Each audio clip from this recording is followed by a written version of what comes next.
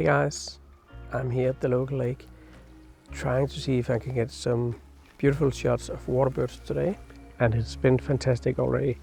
And as we move along, I'll try to share some of the mistakes that I see beginner photographers make time and time again, so we hopefully can avoid making the same mistakes. The first mistakes I often see when I look at other people's shot or how they take a shot is camera shake, and there are several reasons for that. They're easily avoided if you just think a little bit about it. Camera shake is due to mainly two things.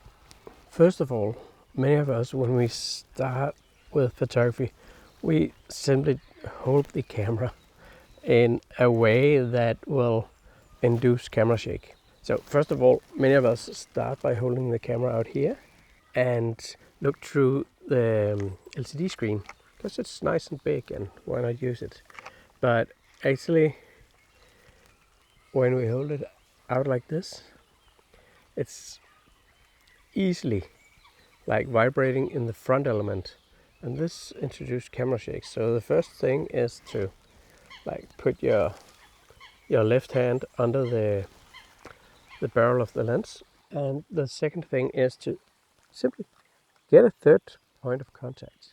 This is quite easy and very stable compared to like this way of holding the camera. One more thing, if you tuck your elbows in, then you get even more stability. Another thing that's tend to affect whether we get camera shake or not is like the shutter speed we use. And there's a good old rule, I still use it anyway, maybe it should be adapted a bit. If you shoot with a 20 millimeter lens like this, then the lowest shutter speed you should shoot with is 1/20th of a second. However, if you shoot with a 400 millimeter lens, then the slowest shutter speed should be around 1/400th of a second. So you need to shoot much faster the longer the lens is. And I know there's vibration reduction, and you can shoot 4 stops slower than what you can without vibration reduction, but I just think that it's a good starting point. Anyway, most of the time I don't set my shutter speed according to the focal length. I set my shutter speed according to the subject's movement anyway. If you want to use like a rule, I suggest you use the 1 divided by the focal length as a good starting point. So an even easier way to avoid camera shake is to use like some kind of tripod. In this case, I have a ground pod with me, but actually any tripod will do, as long as it can carry the weight of the camera, and it's fairly stable.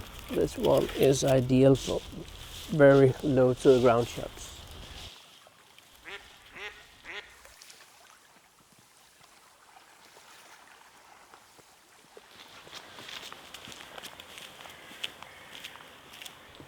So there's a cormorant sitting in a tree up here. They are usually very skittish, but let's see.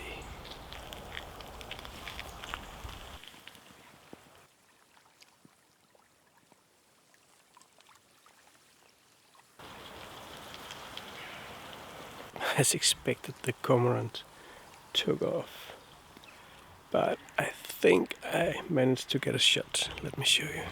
When it took off, there was simply too much contrast in the scene, but once it got a little clear of the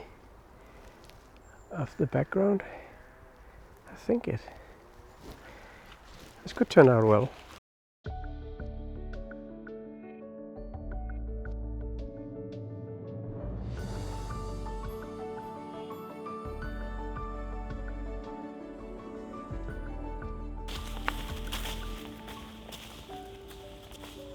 If you enjoyed this video so far, please consider giving it a like, or maybe even subscribing or sharing it with your friends. It will surely help others avoid making the same mistakes. A common mistake is to come home with either overexposed or underexposed shots. And one of the most obvious reasons is that you're not aware of the exposure as you take the shot. But there are several things we can do about this.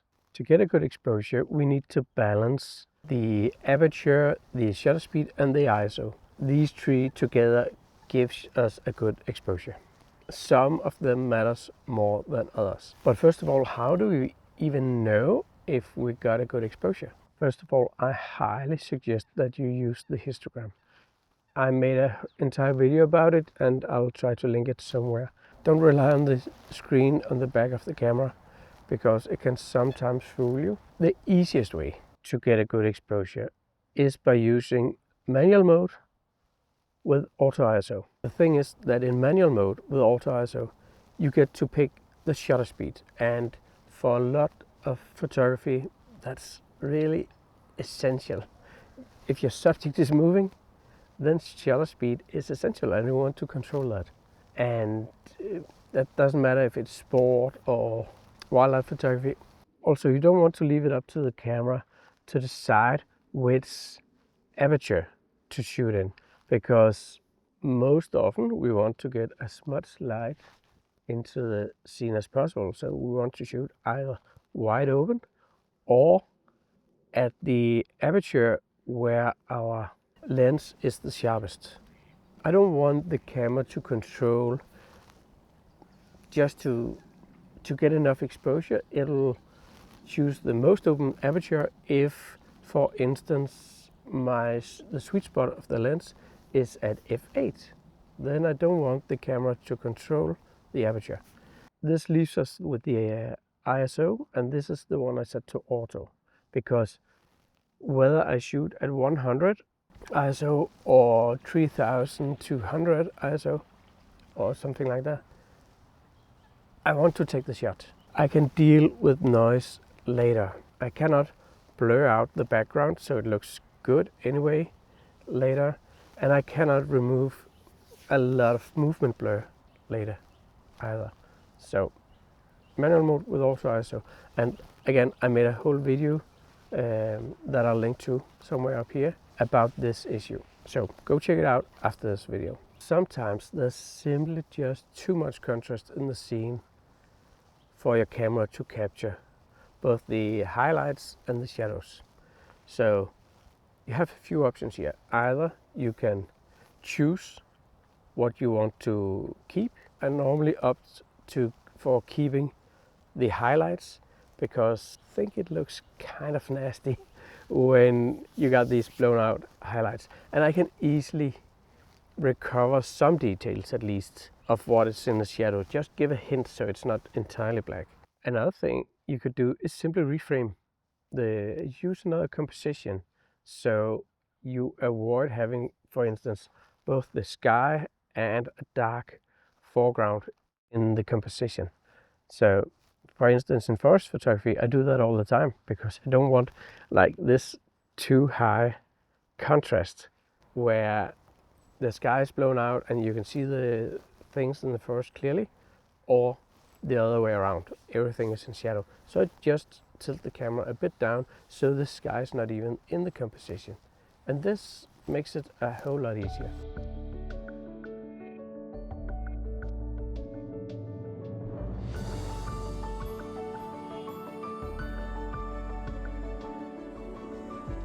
Many photographers, especially beginners, I think, tend not to focus so much on composition, but also experienced who knows about composition tend to forget about it, and this causes us to take a lot of shots that could have been great, but when we get back home at the computer, they're not so great. And this happens for me also.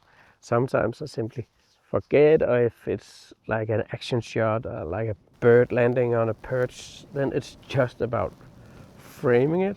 I think we can get a long way by just implementing 4 composition tips or principles or rules or whatever. Rule of thirds, I guess you know that one, where you divide the screen into 9 squares and place your subject on one of the intersection points. Leading lines is so powerful at leading the audience eyes toward the subject which you place on one of the leading lines. Thirdly,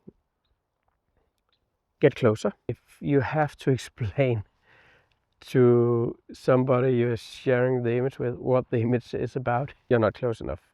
It has to be very obvious that this is the subject, whether it's kids or a bird or something like that. Some subjects are of course easier to get closer to than others, but as best as you can, use your feet or use a zoom lens.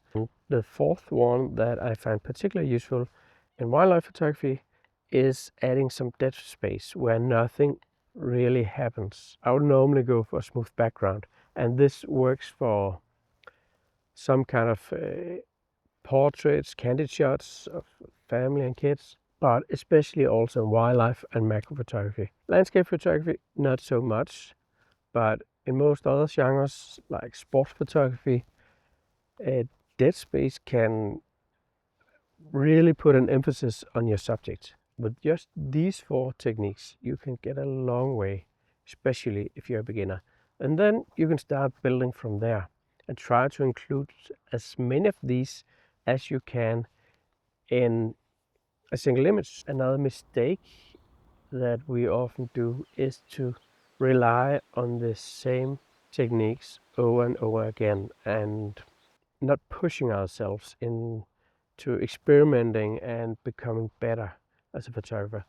I'm really a strong believer in deliberate practice. So when we learn about leading lines, go out and practice that for a session. When we learn about using manual mode with auto ISO, go out and practice it before you need it. It's so important to go out, push yourself a little bit and learn one thing at a time. That's very, very important. It will help you so much in mastering each of the things that you go out to practice. That's all I have for you in this video. So I hope you enjoyed it. Remember to like it or subscribe, and I'll see you in the next one.